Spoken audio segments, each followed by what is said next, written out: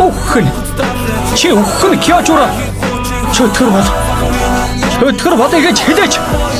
Чи бол самгагдсан хүчирхэг нэгэн. Кёжура.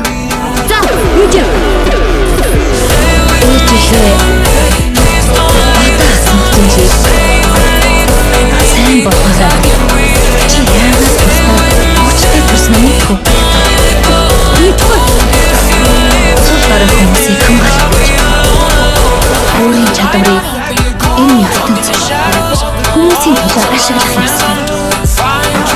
Сул дөрөвчүүдийг хамгаалах нь хүчтэй төрсөн нэг өөр. Хүчтэй ээлжих үүтэй болсон чанартай байна. Ээжээ. Би харин таны хүү болсноороо бахархдаг.